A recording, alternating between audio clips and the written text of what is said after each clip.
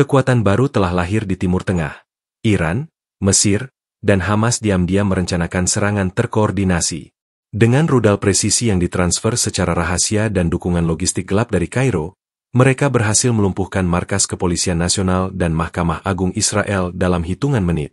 Taktik asimetris ini memicu kepanikan global, menjerumuskan Israel ke dalam dilema pembalasan yang berisiko memicu perang skala penuh. Kini Israel telah menyiapkan pembalasan. Apa saja itu? Simak selengkapnya.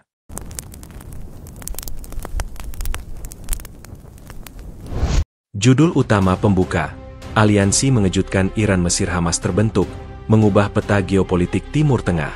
Dunia dikejutkan oleh pengumuman yang menggetarkan dari Teheran dan Kairo, sebuah deklarasi kolaborasi strategis tingkat tinggi yang secara resmi melibatkan Republik Islam Iran, Republik Arab Mesir, dan Hamas, kelompok perlawanan Palestina yang menguasai jalur Gaza.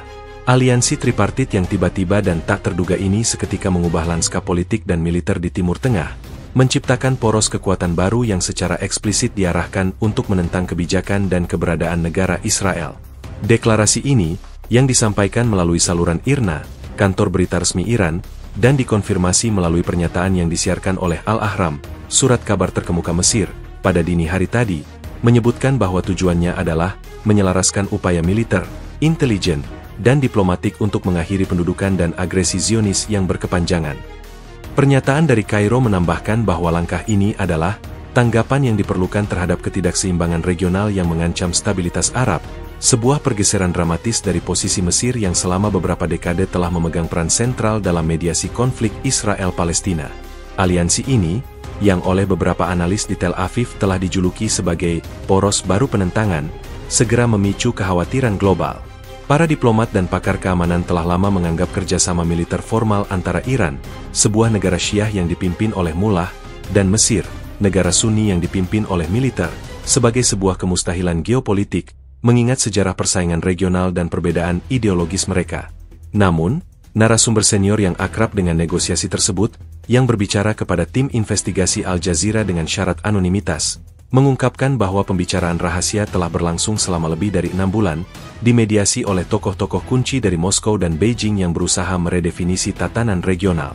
Titik temunya adalah penolakan bersama terhadap status quo yang didukung Barat di kawasan tersebut, ujar sumber tersebut, dan Iran berhasil meyakinkan Mesir bahwa kepemimpinan regional Mesir hanya dapat dipulihkan melalui kekuatan kolektif. Di Washington, reaksi awal berkisar dari keterkejutan hingga kecaman keras.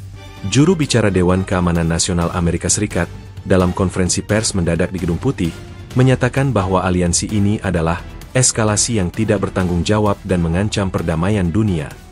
Namun, di balik pernyataan publik, sumber dari The New York Times melaporkan bahwa komunitas intelijen AS telah mengidentifikasi peningkatan komunikasi antara unit elit pasukan Quds Iran, Direktorat Intelijen Militer Mesir, ID, dan kepemimpinan Hamas sejak pertengahan tahun lalu. Laporan tersebut merinci bahwa Iran menawarkan transfer teknologi rudal canggih dan dukungan keuangan yang substansial kepada Mesir sebagai imbalan atas akses logistik dan koordinasi strategis yang belum pernah terjadi sebelumnya. Dampak aliansi ini terhadap Hamas sangat besar. Mereka kini tidak hanya didukung oleh sumur keuangan dan ideologis Iran, tetapi juga mendapatkan legitimasi strategis dari Mesir, sebuah negara Arab berpengaruh yang berbatasan langsung dengan Israel.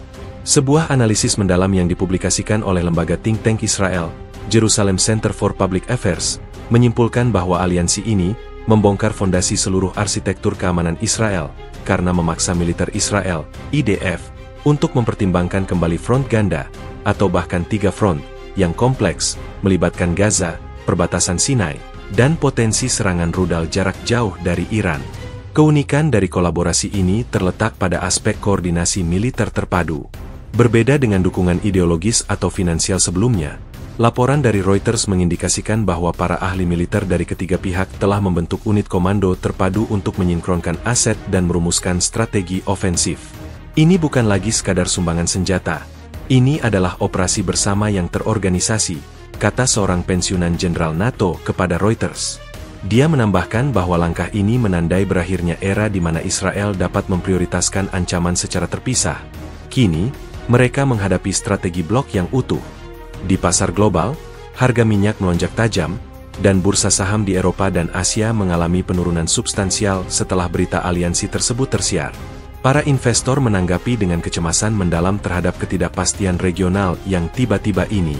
Bloomberg News mencatat bahwa kekhawatiran utama adalah bahwa pergeseran aliansi ini secara efektif menetralkan peran moderat negara-negara Teluk seperti Arab Saudi dan Uni Emirat Arab, yang sebelumnya berusaha membangun hubungan normalisasi dengan Israel. Kini, peta kekuatan di kawasan itu kembali terpecah secara tajam. Bagi warga Israel, pengumuman ini menimbulkan kepanikan yang meluas. Peringatan keamanan telah dinaikkan ke tingkat tertinggi. Pemerintah Israel, melalui Kementerian Luar Negeri, mengeluarkan pernyataan resmi yang sangat tajam, menyebut aliansi tersebut sebagai fakta kegelapan, dan menuduh Mesir dan Iran melanggar hukum internasional dan perjanjian damai yang ada. Namun, di balik retorika, terdapat pengakuan bahwa ancaman ini adalah yang paling serius dalam beberapa dekade. Analis pertahanan di Haaretz berpendapat bahwa kolaborasi ini, terutama keterlibatan Mesir, memberikan poros tersebut kredibilitas dan kedalaman strategis yang tidak dimiliki oleh faksi-faksi militan saja. Ini adalah konfrontasi regional yang telah dihindari selama 50 tahun, tulis editorial Haaretz. Meskipun detail operasional masih sangat samar, jelas bahwa pembentukan aliansi tripartit ini adalah titik balik yang tidak dapat diabaikan. Dunia kini menahan napas, menunggu apa yang akan terjadi selanjutnya setelah blok kekuatan ini secara resmi mengarahkan seluruh sumber dayanya melawan satu negara, dengan demikian menjanjikan perubahan radikal pada peta geopolitik Timur Tengah yang sudah rapuh. Pembentukan aliansi Iran, Mesir, dan Hamas adalah sebuah summation dari perhitungan strategis yang mendalam, melampaui perbedaan ideologis dan sejarah permusuhan yang telah mencengkeram kawasan tersebut selama lebih dari 4 dekade.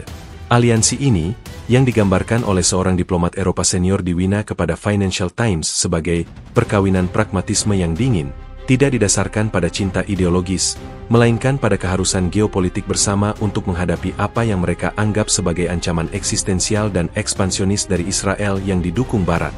Tujuan mereka, sebagaimana dirumuskan dalam dokumen yang bocor dan disebarluaskan oleh jaringan berita Sky News Arabia, sangat jelas, menyinkronkan dan mengintegrasikan semua aset militer dan intelijen untuk mengakhiri pengepungan Israel terhadap wilayah Arab dan Palestina, dan menetapkan kembali keseimbangan kekuatan regional. Latar belakang Mesir bergabung dalam aliansi ini merupakan aspek yang paling mengejutkan bagi banyak pengamat. Sejak perjanjian Camp David tahun 1978, Mesir secara resmi menjadi penjamin perdamaian dan mediasi antara Israel dan faksi-faksi Palestina. Namun, sumber-sumber yang sangat dekat dengan kepresidenan Mesir, yang berbicara kepada Associated Press, AP, dengan syarat anonimitas ketat, mengungkapkan bahwa Kairo merasa dikhianati dan dipinggirkan oleh serangkaian peristiwa geopolitik baru-baru ini. Mereka melihat normalisasi Arab-Israel, kesepakatan Abraham, sebagai pengabaian terhadap peran sentral Mesir, dan kegagalan Israel untuk menanggapi inisiatif diplomatik Kairo baru-baru ini sebagai penghinaan, ungkap sumber AP tersebut. Kairo menyimpulkan bahwa peran mereka sebagai mediator telah kehilangan bobotnya dan satu-satunya cara untuk menegaskan kembali kepemimpinan regional adalah dengan memegang kendali atas narasi konflik, yang ironisnya berarti bergabung dengan poros perlawanan.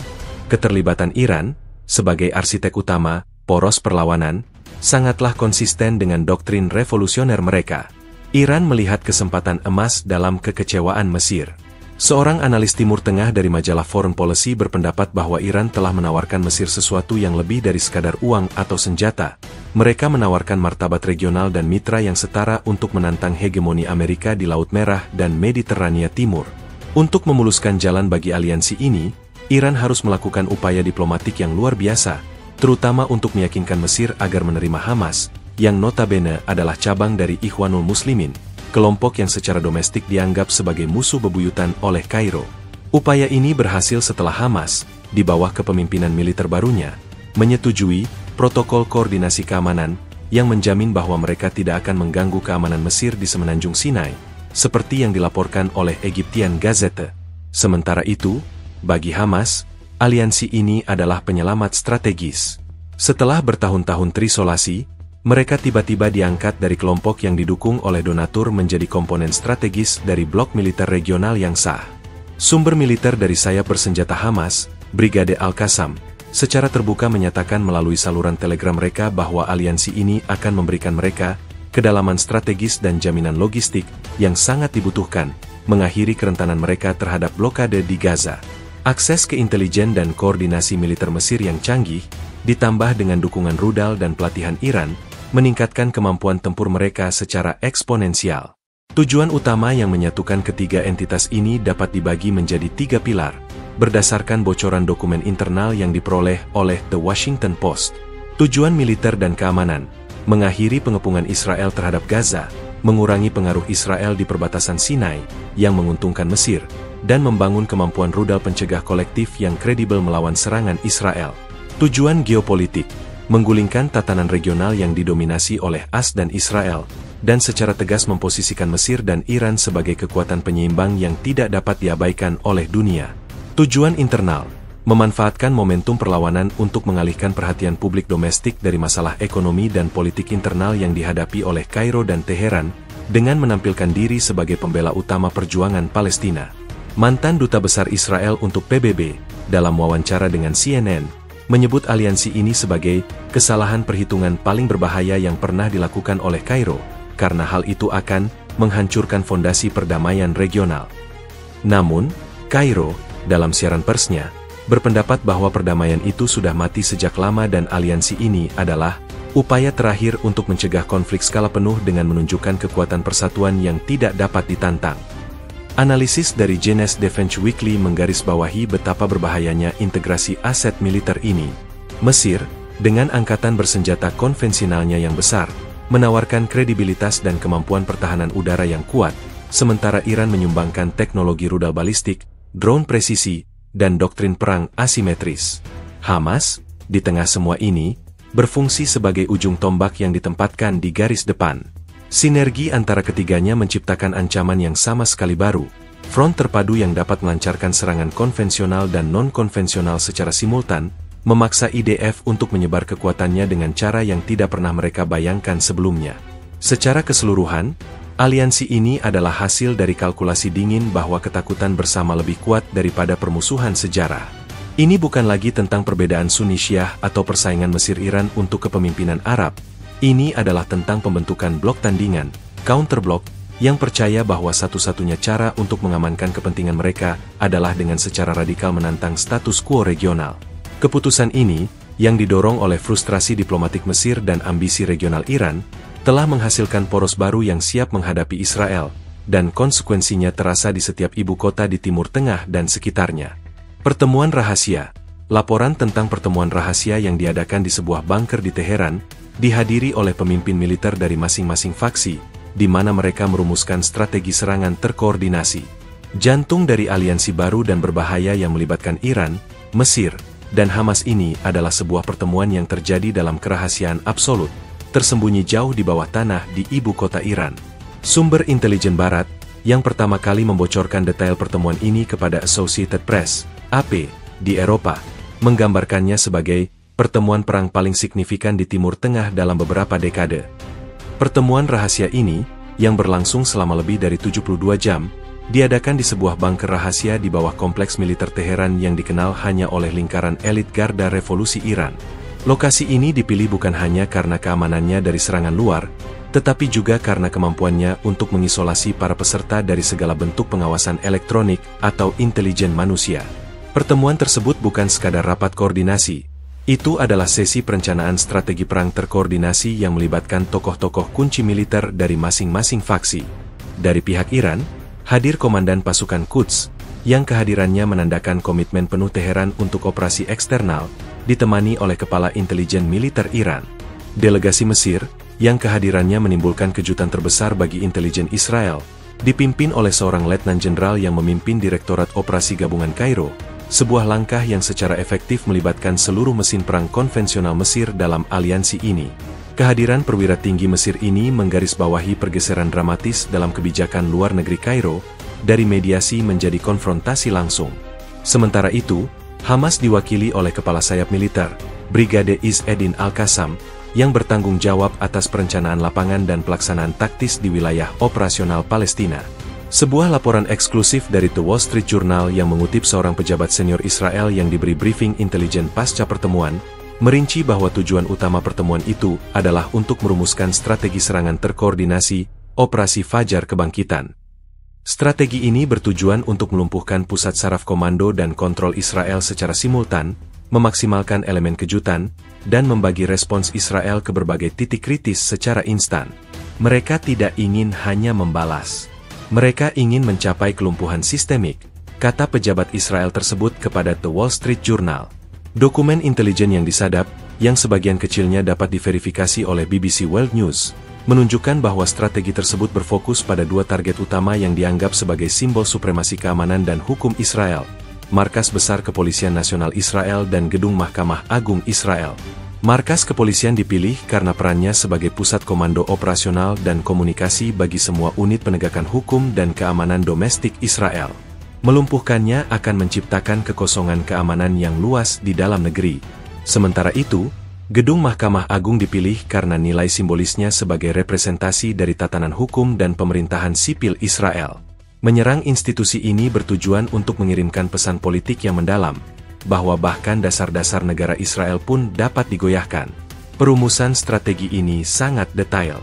Delegasi Iran dilaporkan menyediakan peta kontur topografi terbaru dan analisis kelemahan pertahanan Israel yang didukung oleh aset intelijen siber mereka, seperti yang dilaporkan oleh sumber di TASS, kantor berita Rusia, yang mengamati aktivitas maritim di Mediterania Timur yang berkaitan dengan pengiriman data enkripsi.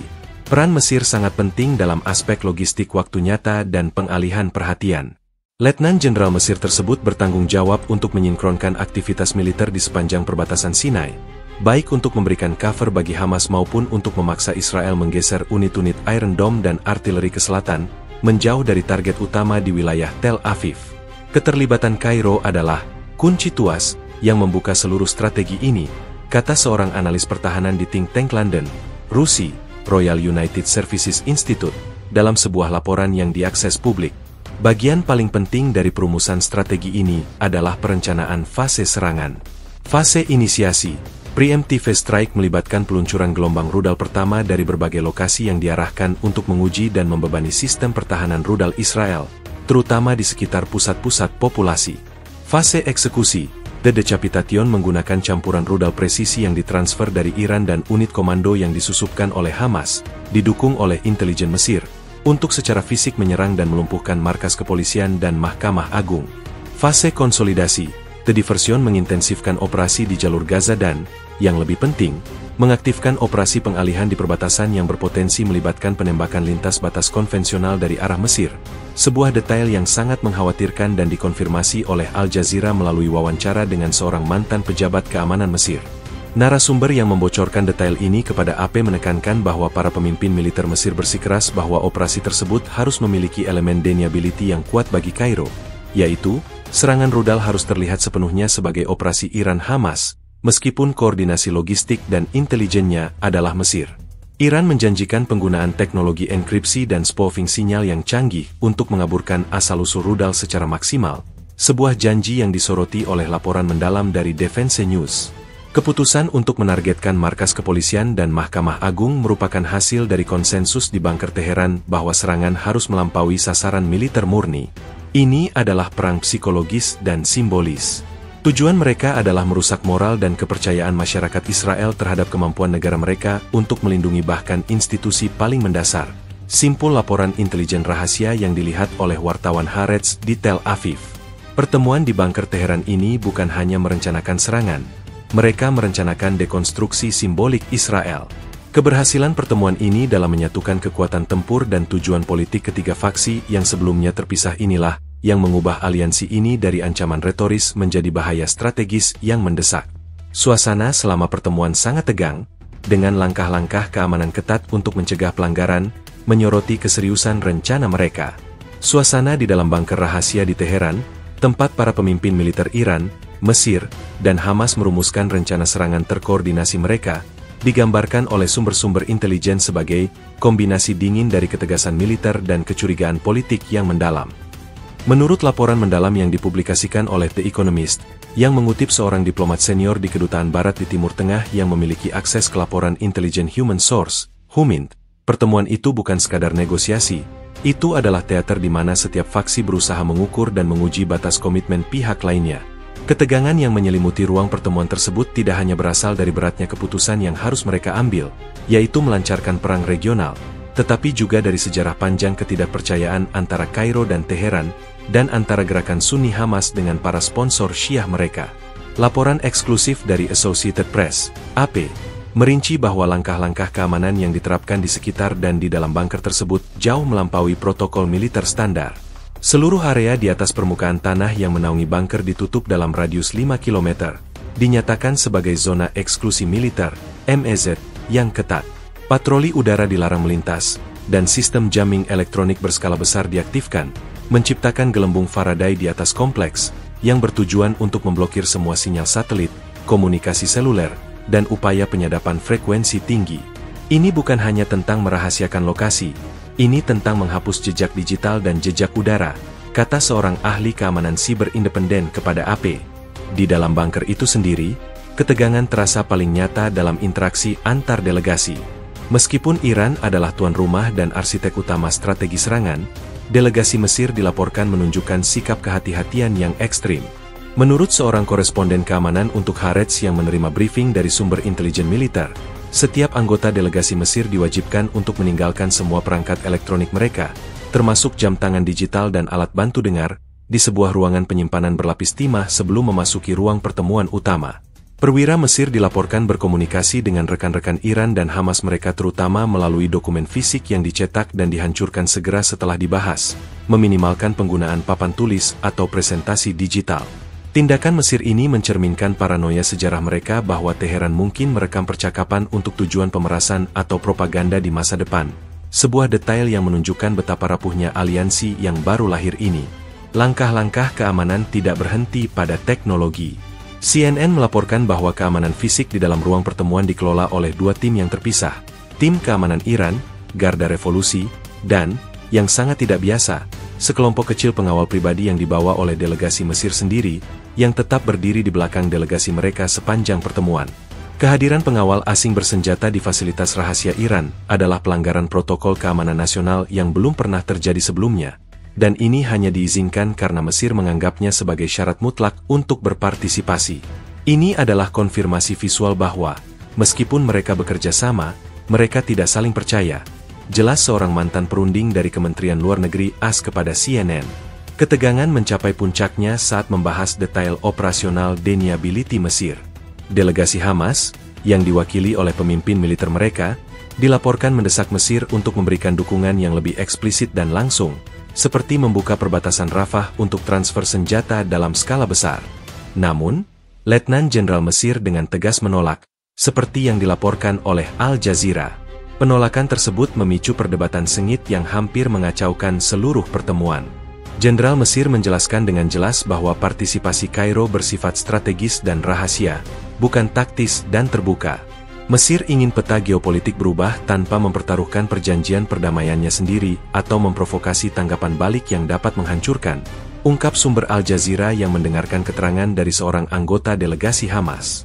Keseriusan Mesir dalam menjaga kerahasiaan identitas mereka sebagai peserta aktif dalam strategi serangan ini merupakan kunci untuk memahami dinamika aliansi ini.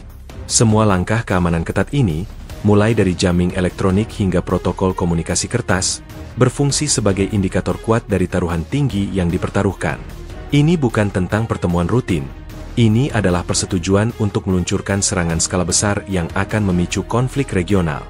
Keseriusan rencana mereka tidak hanya tercermin dari target yang dipilih, markas polisi dan Mahkamah Agung Israel, tetapi dari sejauh mana para peserta bersedia melangkahi batas-batas yang sebelumnya tidak terpikirkan. Mesir melanggar kebijakan luar negeri mereka selama puluhan tahun, Iran mengambil risiko konfrontasi militer langsung dengan Israel, dan Hamas mendapatkan kredibilitas strategis regional. Penekanan pada kerahasiaan mutlak dan protokol keamanan yang melampaui standar ini menyiratkan bahwa para perencana di bunker Teheran memahami sepenuhnya konsekuensi dari bocornya informasi. Jika Israel mengetahui aliansi tripartit ini sebelum serangan, elemen kejutan akan hilang, dan Israel akan memiliki waktu untuk menyusun strategi pertahanan terhadap ancaman multifront yang didukung oleh Mesir. Oleh karena itu, zero tolerance terhadap pelanggaran keamanan menjadi prinsip panduan utama, sebuah kesaksian bisu terhadap keseriusan rencana operasi yang mereka namai Fajar Kebangkitan, dan tekad mereka untuk mengubah lanskap Timur Tengah melalui tindakan militer terkoordinasi. Serangan dimulai dengan peluncuran rudal menuju Tel Aviv, mengejutkan polisi Israel yang sedang menjalani hari biasa di markas mereka. Operasi Fajar Kebangkitan, yang dirumuskan di bawah tanah Teheran, berdetak menuju momen krusialnya, pelaksanaan serangan mendadak. Sebuah laporan investigasi bersama yang melibatkan tim jurnalis dari Reuters, Al Jazeera, dan The Times of Israel mengonfirmasi bahwa serangan dimulai pada waktu yang telah ditentukan dengan presisi yang mengerikan, tepat pukul 4.30 pagi waktu setempat. Waktu ini dipilih secara strategis untuk memaksimalkan faktor kelengahan. Sebagian besar penduduk masih tidur, dan personel militer serta keamanan sedang dalam periode transisi shift yang secara historis menunjukkan kerentanan sistem. Fase inisiasi dimulai dengan peluncuran rudal secara masif yang ditujukan ke wilayah yang sensitif di Israel, khususnya area metropolitan Tel Aviv, dan pinggiran kota di sekitarnya. Sumber intelijen Israel, yang berbicara kepada Reuters dengan syarat identitasnya dirahasiakan karena sensitivitas operasi, mengidentifikasi bahwa gelombang pertama terdiri dari campuran rudal jarak menengah dan roket presisi tinggi. Uniknya, rudal-rudal ini diluncurkan dari berbagai lokasi geografis yang tersebar, bukan hanya dari Gaza atau Lebanon, tetapi juga dari situs-situs di sepanjang semenanjung Sinai yang baru-baru ini disusupi oleh aset Iran Hamas yang didukung oleh logistik Mesir. Tujuan dari keragaman peluncuran ini adalah untuk membebani sistem pertahanan rudal Iron Dome dan mengaburkan asal-usul serangan, sesuai dengan rencana Deniability, Kairo, jelas seorang analis pertahanan udara Israel kepada The Times of Israel. Meskipun sistem peringatan dini, siren, Israel berbunyi dengan histeris di seluruh wilayah tengah, tingkat koordinasi dan volume rudal yang masuk jauh melampaui simulasi perang terbaru mereka. Laporan dari Jerusalem Post menyebutkan bahwa dalam 15 menit pertama, lebih dari 300 proyektil diluncurkan, sebuah angka yang belum pernah terjadi sejak konflik-konflik besar sebelumnya. Namun, fokus utama bukanlah pada angka, melainkan pada ketepatan sasaran. Sementara sebagian besar roket konvensional ditujukan untuk menarik perhatian Iron Dome, rudal presisi yang ditransfer dari Iran memiliki koordinat target yang sangat spesifik. Target pertama yang merasakan dampak serangan terkoordinasi ini adalah Markas Kepolisian Nasional Israel di lokasi strategis dekat Tel Aviv. Markas ini, yang berfungsi sebagai pusat komando dan kontrol, C3, utama bagi semua operasi polisi dan keamanan sipil, seharusnya menjadi benteng yang kebal. Pada saat serangan, mayoritas petugas di markas tersebut sedang menjalani hari biasa, atau lebih tepatnya, dini hari yang damai. Sebuah laporan dari Channel 12 News Israel menampilkan kesaksian seorang sersan polisi yang berhasil selamat. Saya sedang minum kopi di kantin, melihat layar monitor yang menunjukkan Tel Aviv masih tenang, ketika alarm peringatan rudal berbunyi. Belum sempat kami mencapai bunker, ledakan pertama sudah menghantam. Ledakan pertama, yang diyakini berasal dari rudal jelajah yang diluncurkan secara stealth oleh unit Iran Hamas, menghantam sayap komunikasi markas kepolisian. Dampaknya sangat parah. Channel 12 News melaporkan bahwa seluruh sistem komunikasi nirkabel dan kabel markas lumpuh seketika. Markas kepolisian, pusat saraf penegakan hukum domestik Israel, terputus dari semua unitnya di lapangan. Ini menciptakan kekosongan keamanan yang segera dimanfaatkan oleh sel-sel tidur Hamas dan agen-agen subversif yang telah ditempatkan di dalam negeri, yang mulai melancarkan serangan terpisah yang tidak terkoordinasi dengan baik, tetapi cukup untuk menambah kekacauan. Serangan ini dirancang bukan untuk membunuh polisi, tetapi untuk memenggal kemampuan Israel untuk merespons ancaman sipil, ujar seorang sumber intelijen kepada Al Jazeera, merujuk pada doktrin dekapitasi yang dirumuskan di Teheran. Hanya beberapa menit setelah serangan markas kepolisian, serangan kedua yang sama presisinya menghantam gedung Mahkamah Agung Israel di Yerusalem. Serangan terhadap Mahkamah Agung, simbol kedaulatan hukum dan tatanan sipil Israel, merupakan indikasi yang jelas bahwa aliansi tersebut tidak hanya bertujuan untuk mencapai kemenangan militer tetapi juga kemenangan psikologis dan moral. Rudal tersebut, menurut laporan awal dari Yediot Ahronot, menyebabkan kerusakan struktural signifikan pada sayap arsip dan perpustakaan, tempat di mana dokumen-dokumen sejarah dan keputusan hukum penting disimpan. Serangan ke Mahkamah Agung pada pukul 4.45 tersebut mengejutkan karena Yerusalem, sebagai ibu kota, memiliki lapisan perlindungan rudal yang jauh lebih tebal daripada Tel Aviv. Keberhasilan rudal tersebut menembus pertahanan adalah bukti nyata dari teknologi spoofing dan penetrasi yang disediakan oleh Iran. Kejutannya adalah bukan hanya rudal itu menembus pertahanan, tetapi bahwa mereka mampu mencapai target simbolis seperti itu dengan akurasi yang mematikan, komentar seorang pakar keamanan di Brookings Institution dalam wawancara live dengan CNN. Ini menandai eskalasi yang belum pernah terjadi sebelumnya, penargetan simbol-simbol pemerintahan sipil yang paling suci oleh aliansi militer regional. Reaksi para polisi dan personel keamanan di seluruh negeri dilaporkan sangat terkejut dan bingung. Dengan lumpuhnya markas kepolisian, unit-unit di lapangan tidak memiliki arahan pusat yang jelas. Sumber dari kepolisian Israel, yang berhasil dihubungi oleh Globes, surat kabar bisnis Israel, mengakui bahwa mereka harus beralih ke saluran komunikasi analog dan cadangan yang sangat terbatas, menyebabkan keterlambatan respons hingga 90 menit di banyak pusat kota. Polisi yang sedang menjalani hari biasa mereka tiba-tiba dihadapkan pada situasi perang hibrida yang terkoordinasi, di mana serangan rudal dari luar disertai dengan gangguan dan kekacauan internal. Kesaksian seorang perwira cadangan di Tel Aviv kepada Globes menggambarkan kondisi itu sebagai kehancuran total atas rantai komando, sebuah keberhasilan telak bagi para perumus strategi di bunker Teheran. Serangan mendadak yang menargetkan dua pilar kunci Israel ini berhasil memicu kekacauan, mengumumkan dimulainya era konflik baru di bawah poros Iran-Mesir-Hamas. Detail tentang serangan mendadak yang menargetkan dua institusi kunci Israel, markas kepolisian dan gedung Mahkamah Agung. Serangan fajar yang dilancarkan oleh aliansi Iran-Mesir-Hamas terhadap Israel bukanlah sekadar tembakan balasan. Ia adalah sebuah demonstrasi kekuatan strategis yang dirancang untuk melumpuhkan fungsi sentral negara Israel. Fokus utama operasi, Fajar Kebangkitan, adalah menghancurkan dua institusi kunci yang merepresentasikan pilar vital kedaulatan dan keamanan sipil Israel, Markas Kepolisian Nasional Israel dan Gedung Mahkamah Agung. Keputusan untuk menargetkan institusi-institusi ini, yang berada di jantung Tel Aviv dan Yerusalem, membuktikan ambisi aliansi untuk mencapai lebih dari sekadar kehancuran militer, melainkan kehancuran psikologis dan sistemik. Laporan mendalam dari The New York Times, berdasarkan analisis citra satelit dan data telemetri rudal yang diperoleh dari sumber intelijen Eropa, menggarisbawahi bahwa serangan terhadap markas kepolisian nasional di Tel Aviv diprioritaskan karena perannya sebagai pusat saraf, nerve center, komando dan komunikasi keamanan sipil. Markas tersebut, yang merupakan jantung bagi seluruh operasional kepolisian, dinilai oleh para perumus strategi di Teheran sebagai titik choke point paling rentan. Jika markas ini lumpuh, seluruh rantai komando internal akan terputus, menyebabkan kekacauan dalam manajemen krisis domestik.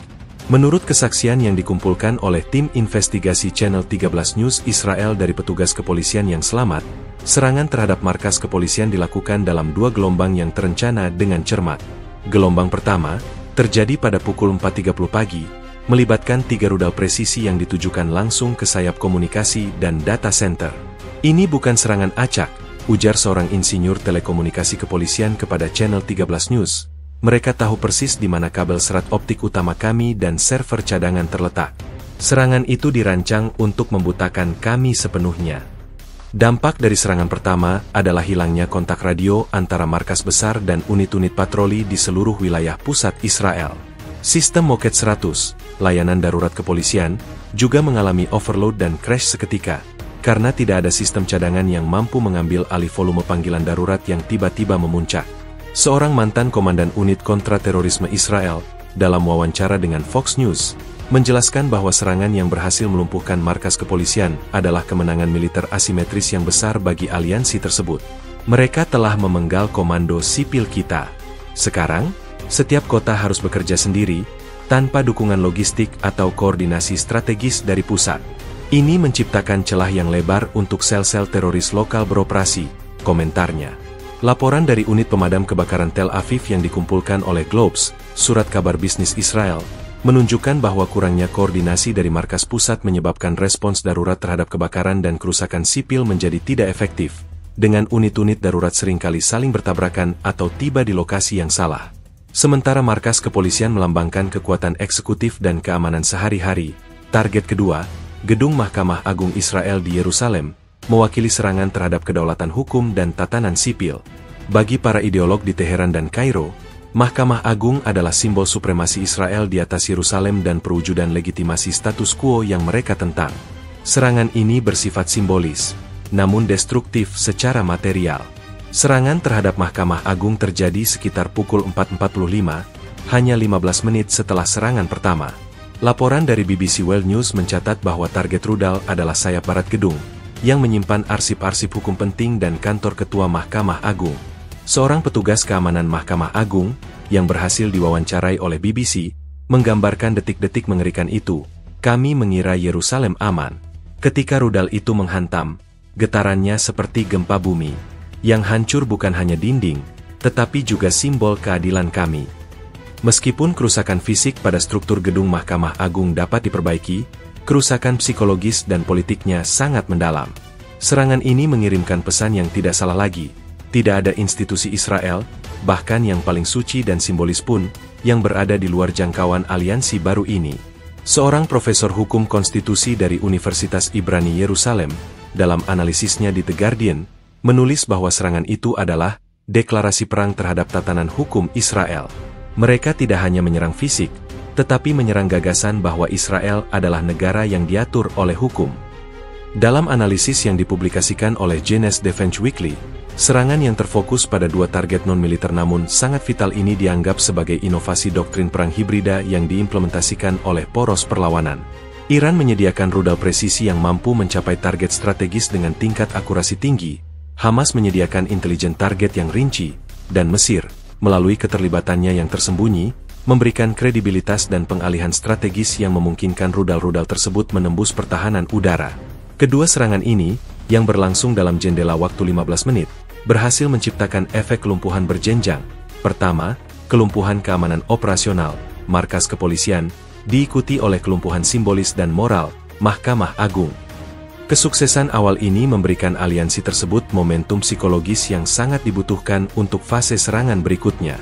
Secara keseluruhan, penargetan terhadap markas kepolisian dan gedung Mahkamah Agung Israel bukan sekadar perbuatan teror.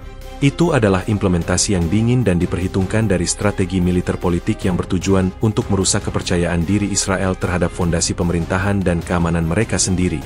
Dampaknya meluas jauh melampaui kerusakan fisik, membuka fase baru yang gelap dalam konflik regional. Dampak dan eskalasi. Diskusi tentang dampak awal dari serangan mendadak ini dan potensi eskalasi konflik di masa depan. Serangan mendadak operasi Fajar Kebangkitan yang melanda markas kepolisian nasional dan gedung Mahkamah Agung Israel menghasilkan dampak yang segera dan sangat destabilisasi, yang dirasakan bukan hanya di Israel, tetapi juga di seluruh koridor kekuasaan global. Dampak awal dari serangan terkoordinasi aliansi Iran-Mesir-Hamas ini jauh melampaui kerugian fisik yang ditimbulkan, melainkan memicu krisis komando di internal Israel dan gelombang kejut diplomatik yang mengancam untuk menenggelamkan Timur Tengah dalam konflik regional yang tak terhindarkan. Krisis komando internal Israel. Dampak yang paling mendesak adalah kelumpuhan parsial Pusat Komando dan Kontrol, C3, Israel. Menurut laporan yang disaring dari saluran militer Israel oleh Yediot Ahronot, kehancuran markas kepolisian telah menciptakan kekosongan kepemimpinan fungsional dalam sektor keamanan sipil. Unit-unit kepolisian di lapangan, yang bergantung pada komunikasi pusat untuk alokasi sumber daya dan koordinasi ancaman, harus beroperasi berdasarkan inisiatif lokal. Ini adalah kekacauan, bukan strategi, ujar seorang pejabat keamanan Israel yang diwawancarai oleh Yediot Ahronot, yang menggambarkan upaya untuk mengalihkan komando ke fasilitas cadangan yang ketinggalan zaman. Kelemahan ini diperparah oleh serangan siber yang terkoordinasi yang menyertai peluncuran rudal, ditujukan untuk infrastruktur sipil seperti jaringan listrik dan komunikasi seluler. Sumber intelijen dari Unit 8200 IDF yang berbicara kepada The Jerusalem Post mengakui bahwa serangan siber ini, yang memiliki ciri khas yang mirip dengan serangan siber Iran di masa lalu, berhasil melambatkan upaya restorasi jaringan komunikasi darurat, reaksi publik dan moral. Serangan terhadap gedung Mahkamah Agung, yang merupakan serangan terhadap simbol kedaulatan hukum, memiliki dampak psikologis yang setara dengan penargetan militer.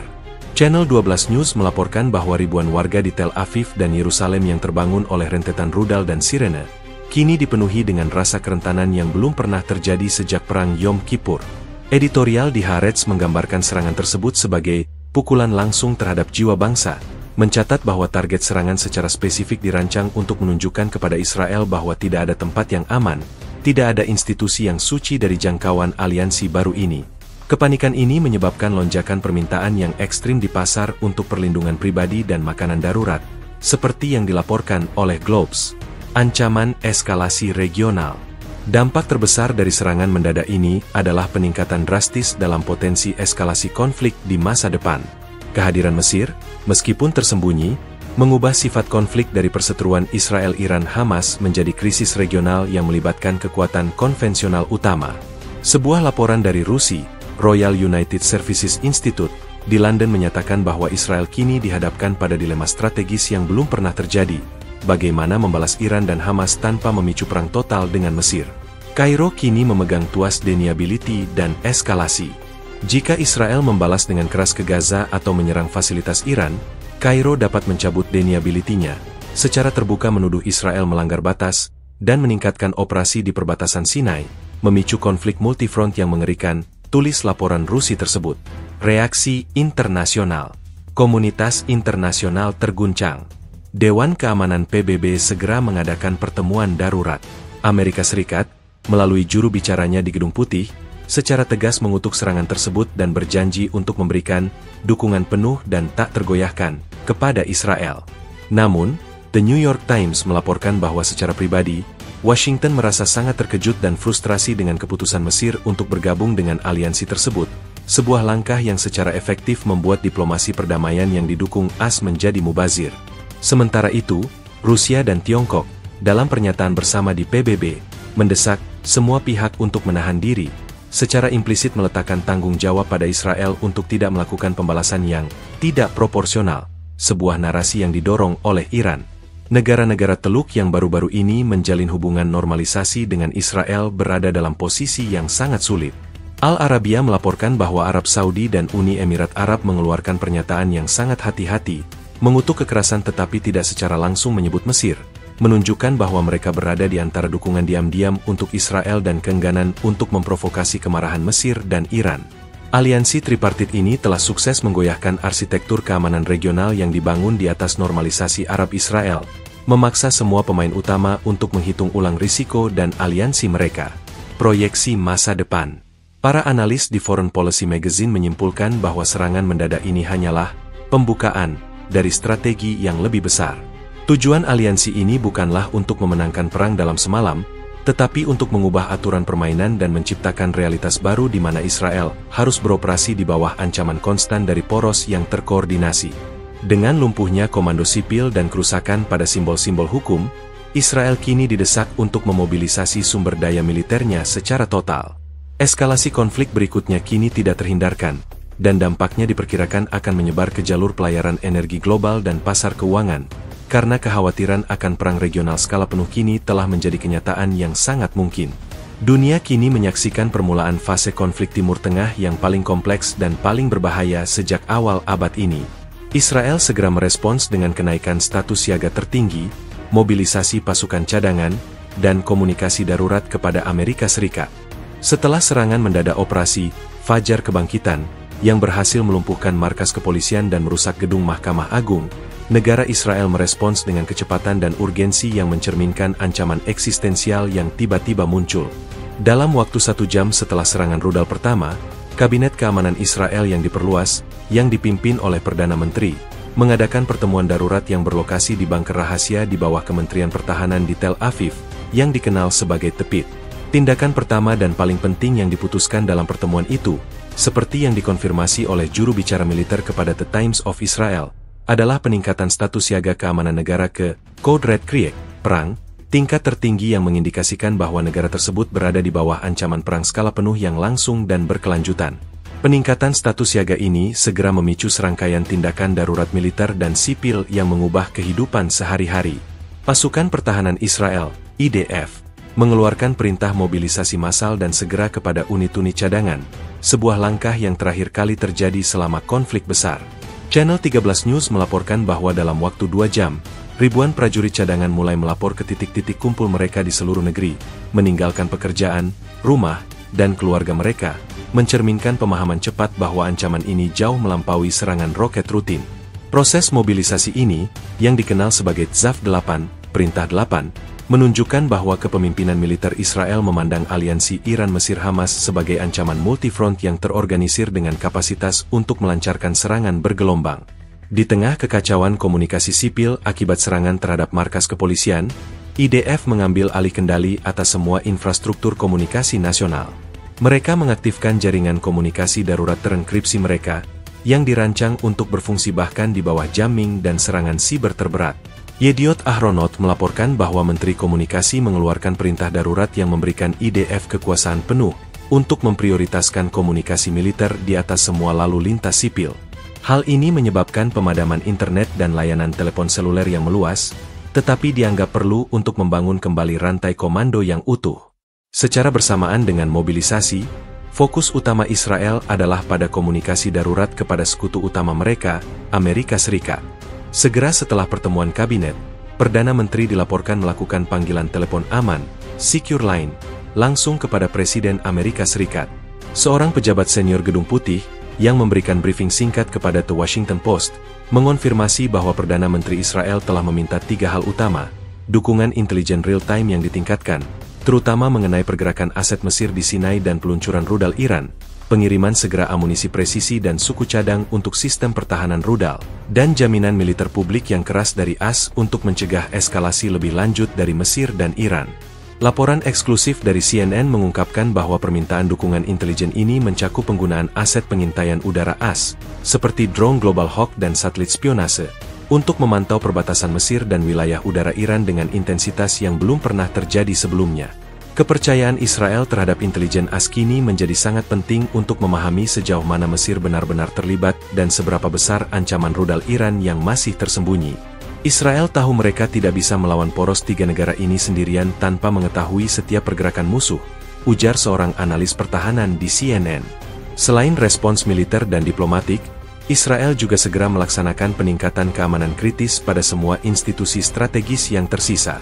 Markas-markas militer utama, fasilitas pembangkit listrik, dan pusat-pusat desalinasi air dikelilingi oleh unit-unit IDF yang bersenjata lengkap. The Jerusalem Post melaporkan bahwa tentara Israel bahkan telah mengerahkan unit-unit anti-drone dan sistem pertahanan rudal portable untuk melindungi fasilitas pemerintah yang tersisa, termasuk gedung Knesset, parlemen, dan bank sentral. Langkah ini menunjukkan bahwa Israel menyadari bahwa target serangan aliansi tersebut adalah infrastruktur sipil dan politik yang vital. Seorang mantan kepala staf IDF, yang kini menjadi komentator politik, dalam wawancara dengan Haaretz, memberikan perspektif mengenai tingkat keseriusan ini. Keputusan untuk memobilisasi cadangan seluas ini dan menaikkan status siaga ke Krieg adalah pengakuan bahwa kita menghadapi perubahan paradigma. Kita tidak lagi berbicara tentang menanggapi faksi, kita sedang merespons sebuah aliansi negara yang terorganisir dengan tujuan strategis untuk melumpuhkan fungsi negara kita. Respons ini adalah tentang memastikan kelangsungan hidup negara Israel. Mobilisasi ini juga memiliki dampak ekonomi yang besar. Dengan ribuan pekerja kunci yang meninggalkan pekerjaan mereka, pasar saham Israel ditutup, dan Bank Sentral Israel mengeluarkan pernyataan darurat yang menjanjikan intervensi besar untuk menstabilkan shekel. Bloomberg News mencatat bahwa dampak ekonomi dari mobilisasi total ini akan sangat besar, tetapi Israel memprioritaskan kelangsungan hidup militer di atas segalanya. Respons cepat Israel, yang mencakup militer, diplomatik, dan keamanan sipil, adalah upaya putus asa untuk mendapatkan kembali inisiatif dan menunjukkan kepada aliansi baru ini, dan dunia, bahwa meskipun terluka, negara Israel masih mampu melawan balik dengan kekuatan penuh. Meskipun Kairo menyatakan netralitas, bukti intelijen Israel menunjukkan koordinasi logistik dan siber oleh unit-unit elit militer Mesir. Tantangan paling rumit dan berpotensi paling berbahaya bagi Israel menyusul serangan mendadak aliansi Iran-Mesir-Hamas bukanlah kekuatan rudal Iran, melainkan lapisan penyangkalan yang sangat terperinci yang diciptakan oleh Mesir. Secara publik, Kairo segera mengeluarkan pernyataan melalui Kementerian Luar Negeri yang dengan keras mengutuk semua bentuk eskalasi militer, dan menegaskan kembali komitmennya terhadap perjanjian damai dengan Israel. Kantor berita resmi Mesir, MENA, menyiarkan berita bahwa Mesir menutup total perbatasan Rafah dan meningkatkan keamanan militer di Sinai untuk mencegah penyelundupan, secara efektif memposisikan diri sebagai pihak yang netral dan penjamin stabilitas. Namun, di balik fasad diplomatik ini, bukti intelijen Israel yang bocor kepada media menunjukkan adanya keterlibatan logistik dan siber yang signifikan dari unit-unit elit militer Mesir. Sebuah laporan rahasia yang berhasil diakses oleh The Wall Street Journal dari sumber-sumber intelijen Israel menyebutkan bahwa Direktorat Intelijen Militer Mesir, ID, memainkan peran penting dalam fase perencanaan dan enabling operasi Fajar Kebangkitan. Laporan tersebut merinci bahwa Mesir, meskipun tidak secara langsung menembakkan proyektil atau mengerahkan pasukan konvensional, telah menyediakan data intelijen penting tentang penempatan sistem pertahanan udara Israel, khususnya lokasi bateri Iron Dome yang berada di sekitar Tel Aviv dan Yerusalem. Data ini, yang dikumpulkan selama bertahun-tahun dalam operasi bersama yang damai, diakini telah digunakan oleh perencana Iran untuk menghitung koridor penetrasi yang aman bagi rudal presisi yang menargetkan markas kepolisian dan Mahkamah Agung. Keterlibatan mereka bersifat senyap dan berteknologi tinggi, dirancang untuk memaksimalkan kerusakan Israel tanpa memicu casus belli terbuka terhadap Mesir, ujar seorang analis senior intelijen AS kepada Wall Street Journal. Bukti lain tentang koordinasi logistik muncul dari laporan Financial Times mengenai aktivitas di semenanjung Sinai Utara. Sumber di antara suku-suku Badui yang beroperasi di Sinai, yang secara historis memiliki hubungan dengan intelijen Mesir, mengklaim bahwa unit-unit elit Mesir secara diam-diam memfasilitasi pergerakan tim teknis Iran ke lokasi peluncuran rahasia di wilayah yang berbatasan dengan Israel. Unit-unit ini, yang dilaporkan menyamar sebagai kontraktor infrastruktur sipil, telah membawa komponen rudal Iran yang dapat dibongkar dan tim peluncur Hamas.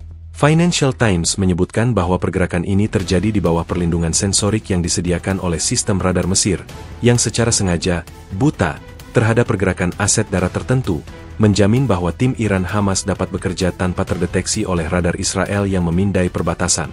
Bagian paling kontroversial dari dugaan keterlibatan Mesir adalah dukungan siber. Reuters melaporkan bahwa, hampir bersamaan dengan serangan rudal, sebuah gelombang serangan Distributed Denial of Service, DOS, yang sangat canggih dan terkoordinasi melanda infrastruktur komunikasi Israel. Meskipun Iran dikenal memiliki kemampuan siber, para ahli keamanan siber Israel yang menganalisis serangan tersebut, seperti yang diungkapkan kepada Reuters, mengidentifikasi kode dan infrastruktur malware yang dikembangkan oleh unit siber militer Mesir. Serangan siber tersebut sangat efisien dalam melumpuhkan sistem cadangan komando kepolisian Israel. Efisiensi tersebut hanya mungkin dicapai dengan pemahaman mendalam tentang arsitektur jaringan Israel, pengetahuan yang hanya dimiliki oleh sekutu atau mantan sekutu, kata seorang peretas ethical hacker, Israel kepada Reuters. Serangan siber ini berfungsi sebagai pedang siber Kairo, memotong kemampuan Israel untuk merespons dengan cepat tanpa meninggalkan jejak tangan konvensional Mesir. Motif Kairo untuk keterlibatan rahasia ini, meskipun secara terbuka menyatakan netralitas, terletak pada upaya menyelamatkan harga diri dan pengaruh regional mereka. Analisis oleh Al Jazeera berpendapat bahwa Mesir merasa kecewa dengan peran mereka yang semakin tidak relevan dalam konflik Palestina dan menginginkan sebuah reset kekuatan. Dengan memungkinkan serangan yang melumpuhkan ini, Mesir mengirimkan pesan yang jelas kepada Israel dan Amerika Serikat, bahwa mereka tidak dapat diabaikan, dan bahwa upaya untuk meminggirkan Kairo akan memiliki konsekuensi yang menghancurkan. Mesir ingin Israel terluka, tetapi tidak hancur. Mereka ingin Israel kembali ke meja perundingan dengan mengakui peran Mesir sebagai power broker tunggal yang tidak hanya bisa bernegosiasi tetapi juga bisa menyerang secara tidak langsung. Simpul laporan Al Jazeera. Namun, Israel kini menghadapi dilema yang sulit. Bagaimana merespons bukti keterlibatan Mesir tanpa mengubah konflik menjadi perang regional yang terbuka dengan negara yang secara konvensional jauh lebih kuat. The Jerusalem Post melaporkan bahwa para perencana militer Israel berpendapat keras bahwa membalas Mesir secara terbuka akan menjadi bencana diplomatik dan militer. Sebaliknya, mereka mendesak pemerintah untuk menggunakan bukti intelijen ini sebagai tuas diplomatik rahasia terhadap Kairo dan Washington. Senjata terkuat kita sekarang bukanlah jet tempur kita, tetapi fakta bahwa kita tahu apa yang Mesir lakukan, kata seorang sumber militer kepada The Jerusalem Post. Keterlibatan militer Mesir yang abu-abu ini telah berhasil mencapai tujuan strategis aliansi tersebut, menciptakan ambiguitas yang melumpuhkan bagi Israel. Israel kini harus melawan musuh yang tidak terlihat, tersembunyi di balik perjanjian damai yang rapuh. Bukti intelijen tentang koordinasi logistik dan siber oleh unit-unit elit Mesir tidak hanya menyoroti keseriusan rencana Fajar Kebangkitan, tetapi juga memastikan bahwa potensi eskalasi konflik di masa depan akan menjadi jauh lebih kompleks dan berisiko, mengancam untuk merobek seluruh kain geopolitik Timur Tengah. Kecaman internasional bercampur kekhawatiran ekonomi, Dewan Keamanan PBB bersidang darurat, pasar minyak melonjak drastis. Serangan mendadak dan terkoordinasi yang menargetkan pusat-pusat komando Israel oleh aliansi Iran-Mesir Hamas seketika mengirimkan gelombang kejut yang melampaui batas-batas Timur Tengah, memicu kepanikan global dan respons diplomatik yang terbagi. Dampak langsung dari operasi Fajar Kebangkitan terasa paling akut di Dewan Keamanan Perserikatan Bangsa-Bangsa, PBB, dan pasar-pasar keuangan dunia, yang segera mencerminkan ancaman perang regional skala penuh. Dewan Keamanan PBB bersidang dalam sesi darurat penuh yang tegang, yang diadakan hanya beberapa jam setelah rudal menghantam Mahkamah Agung Israel. Amerika Serikat, sebagai sekutu utama Israel, memimpin kecaman. Duta Besar AS untuk PBB, dalam pernyataan yang disiarkan langsung oleh CNN, menyebut serangan itu sebagai tindakan agresi yang tidak beralasan dan pengecut yang menargetkan pilar-pilar masyarakat sipil dan hukum Israel. Ia mendesak DKPBB untuk segera mengeluarkan resolusi yang mengutuk aliansi tersebut dan menuntut penarikan mundur semua aset yang terlibat. Namun, upaya ini segera menemui jalan buntu. Rusia dan Tiongkok, yang memegang hak veto, menolak untuk mendukung resolusi yang secara spesifik menyalahkan Mesir atau Iran. Juru bicara Kementerian Luar Negeri Tiongkok, dalam pernyataan yang dipublikasikan oleh kantor berita Xinhua, menyatakan bahwa Beijing sangat prihatin dengan eskalasi dan mendesak kedua belah pihak untuk menahan diri, sambil secara implisit menyalahkan akar penyebab konflik yang tidak terselesaikan sebagai pemicu kekerasan. Tindakan veto ini secara efektif melumpuhkan respons diplomatik global, meninggalkan Israel tanpa sanksi PBB yang kuat terhadap musuh barunya. Dampak ekonomi global. Mungkin reaksi yang paling dramatis terjadi di pasar komoditas dan keuangan. Dalam waktu 1 jam setelah berita serangan tersebar luas, harga minyak mentah Brent melonjak lebih dari 10%, sebuah lonjakan yang mencerminkan ketakutan mendalam para investor terhadap gangguan pasokan. Bloomberg News melaporkan bahwa para pedagang panik karena aliansi tersebut melibatkan Iran, yang mengendalikan Selat Hormuz, jalur pelayaran minyak vital, dan Mesir, yang mengoperasikan terusan Suez, arteri perdagangan global. Keterlibatan Mesir mengubah ini dari risiko perang lokal menjadi risiko perdagangan global, kata seorang kepala analis energi di Bloomberg. Jika terusan Suez terancam, rantai pasokan Eropa dan Asia akan terputus. Kepanikan ini menyebabkan indeks saham utama di seluruh dunia, dari Wall Street hingga Tokyo, mengalami penurunan tajam, menandai kerugian kolektif miliaran dolar. Respons Eropa yang terbelah. Reaksi di Eropa mencerminkan perpecahan yang mendalam. Sementara Inggris dan Jerman mengeluarkan pernyataan yang kuat mendukung hak Israel untuk membela diri dan mengutuk agresi tersebut, negara-negara Eropa Selatan seperti Prancis dan Italia mengambil sikap yang lebih hati-hati. The Guardian melaporkan bahwa Paris, dengan populasi Muslim yang besar dan kepentingan yang sensitif di Afrika Utara, berhati-hati agar tidak mengasingkan Kairo. Menteri Luar Negeri Prancis menyerukan agar saluran komunikasi dengan Mesir tetap terbuka untuk menghindari eskalasi yang lebih paruk, menunjukkan bahwa Eropa lebih memprioritaskan stabilitas terusan Suez dan perbatasan Libya daripada persatuan barisan melawan aliansi tersebut. Keterlibatan Mesir dalam serangan tersebut telah berhasil memecah belah front barat, sebuah kemenangan strategis bagi aliansi tersebut. Ketidakpercayaan di kalangan negara Arab. Dampak terbesar di Timur Tengah, di luar Israel, adalah kecaman tersembunyi dari negara-negara Teluk yang telah menormalisasi hubungan dengan Israel. Al Arabiya melaporkan bahwa meskipun Arab Saudi dan Uni Emirat Arab, UEA, secara publik mendesak deeskalasi, pernyataan resmi mereka sangat berhati-hati untuk tidak mengutuk Kairo atau Teheran. Sumber diplomatik Saudi yang berbicara kepada Al Arabiya mengungkapkan kekecewaan mereka terhadap Mesir, yang secara efektif telah merusak seluruh upaya normalisasi regional dan mengembalikan kawasan tersebut ke garis konfrontasi ideologis. Namun, mereka tidak berani mengutuk Mesir secara terbuka, menunjukkan bahwa pengaruh Mesir di Liga Arab dan ancaman Iran tetap menjadi kekuatan yang harus dipertimbangkan. Aliansi ini telah berhasil mengisolasi Israel dan sekutu-sekutu Arab barunya. Permintaan bantuan Amerika. Di Washington, Gedung Putih menghadapi tekanan internal yang luar biasa. Meskipun telah berjanji mendukung Israel, The Washington Post melaporkan adanya perdebatan sengit di antara para penasihat senior mengenai langkah selanjutnya. Sebagian mendesak untuk segera mengerahkan aset militer AS ke kawasan tersebut sebagai penangkalan de facto terhadap Mesir dan Iran. Pihak lain memperingatkan bahwa tindakan tersebut akan menyeret AS ke dalam perang regional. Akhirnya, Presiden AS mengumumkan bahwa kelompok kapal induk, Carrier Strike Group, akan dipercepat menuju Mediterania Timur, sebagai pesan pencegahan yang jelas kepada Teheran dan Kairo. Tindakan ini, yang disiarkan langsung di seluruh dunia, menegaskan bahwa serangan ini telah mengubah konflik lokal menjadi konfrontasi kekuatan besar yang berpotensi global.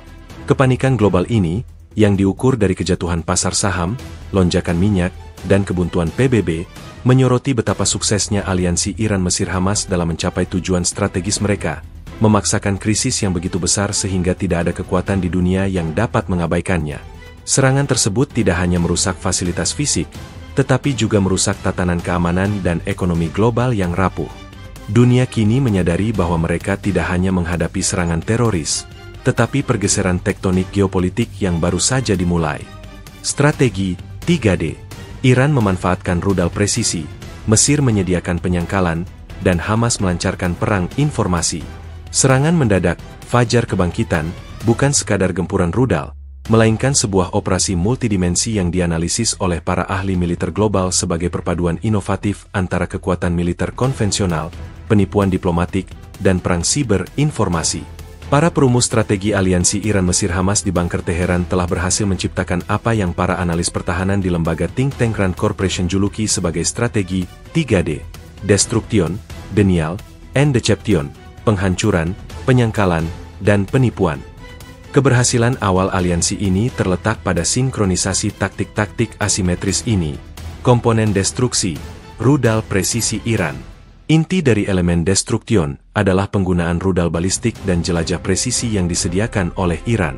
Laporan teknis yang dirilis oleh International Institute for Strategic Studies, IISS, di London, yang mengulas puing-puing rudal yang ditemukan di Tel Aviv dan Yerusalem, mengonfirmasi bahwa amunisi tersebut adalah versi modifikasi dari rudal Fateh dan Quds Iran, yang dikenal memiliki sistem navigasi yang canggih. Menurut IISS, rudal-rudal ini dilengkapi dengan teknologi spoofing GPS dan manuver terminal yang dirancang untuk mengelabui dan menghindari lapisan akhir sistem pertahanan rudal seperti Iron Dome dan David S. Sling. Ini bukan sekadar menembakkan roket, ini adalah transfer teknologi yang memungkinkan target pinpoint strategis, seperti markas kepolisian dan Mahkamah Agung, yang menunjukkan lompatan kualitatif dalam kapabilitas militer poros tersebut, ungkap laporan IISS. Penggunaan rudal presisi ini secara efektif membalikkan asumsi pertahanan Israel bahwa satu-satunya ancaman rudal presisi datang dari utara, Hizbullah. Kini ancaman tersebut datang dari berbagai arah, termasuk penyusupan dari perbatasan selatan yang didukung Mesir. Komponen denial, penyangkalan diplomatik Mesir. Elemen denial sepenuhnya dimainkan oleh Mesir, yang dengan cerdik menggunakan perjanjian damai mereka dengan Israel sebagai tameng dan senjata. Meskipun bukti intelijen Israel yang diungkapkan oleh The Wall Street Journal menunjukkan koordinasi logistik dan siber, Kairo secara publik mempertahankan sikap netralitas yang keras. Laporan Al Jazeera menyoroti bahwa setiap pernyataan resmi Mesir secara strategis berfokus pada kecaman terhadap eskalasi secara umum dan penghindaran kekerasan sipil, sebuah retorika yang dirancang untuk menarik dukungan Barat dan Arab yang moderat. Strategi Mesir ini memaksa Israel ke dalam dilema yang melumpuhkan. Jika Israel secara terbuka menuduh Mesir, mereka berisiko memicu perang konvensional dengan Mesir dan merobek perjanjian Camp David. Jika Israel diam, mereka harus menghadapi musuh yang memiliki kekuatan konvensional yang dilindungi oleh tirai diplomatik. Inilah taktik asimetris paling efektif dari aliansi tersebut, yang membuat respons balasan Israel menjadi sangat rumit. Komponen Deception, perang informasi Hamas. Hamas, sebagai pihak yang beroperasi di garis depan dan memiliki kontak langsung dengan publik Palestina, mengendalikan elemen deception melalui perang informasi dan narasi media. Melalui platform Telegram dan saluran satelit seperti Al-Aqsa TV, Hamas segera membanjiri ruang informasi dengan narasi yang menonjolkan persatuan perlawanan yang tak terhindarkan, dan keberhasilan strategi serangan terhadap simbol-simbol Israel. Laporan dari The Washington Post tentang pemantauan media sosial mengidentifikasi kampanye siber yang terkoordinasi yang bertujuan untuk memperkuat polarisasi di dalam masyarakat Israel. Misalnya, dengan menyoroti kegagalan polisi dan menuduh pemerintah Israel mengorbankan keamanan sipil. Narasi ini bertujuan untuk menciptakan kekacauan psikologis dan politik di dalam Israel, melengkapi kerusakan fisik yang disebabkan oleh rudal. Perang informasi Hamas ini juga secara eksplisit dirancang untuk memuji peran Mesir sebagai pendukung rahasia, sementara pada saat yang sama melindungi deniability Mesir di mata dunia. Konsekuensi jangka panjang, konflik multidomain. Analisis gabungan yang dipublikasikan oleh Foreign Policy Magazine menyimpulkan bahwa operasi Fajar Kebangkitan adalah perwujudan dari konflik multidomain di mana aliansi tersebut berhasil mengintegrasikan aspek fisik, rudal Iran, diplomatik, penyangkalan Mesir, dan kognitif, perang informasi Hamas.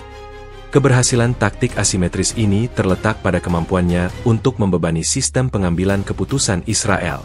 Israel kini tidak hanya harus merespons ancaman rudal fisik, tetapi juga ancaman krisis diplomatik dan politik yang didorong oleh narasi perlawanan. Eskalasi di masa depan diperkirakan akan terus memanfaatkan kerentanan ini, dengan kemungkinan Mesir meningkatkan tingkat enabling dan Iran terus memasok senjata yang lebih canggih. Strategi 3D ini telah menetapkan sebuah preseden baru. Perang regional tidak harus diawali dengan invasi tank, tetapi dengan serangan presisi yang didukung oleh penipuan diplomatik, mengubah konflik Timur Tengah menjadi permainan catur strategis yang jauh lebih rumit dan mematikan.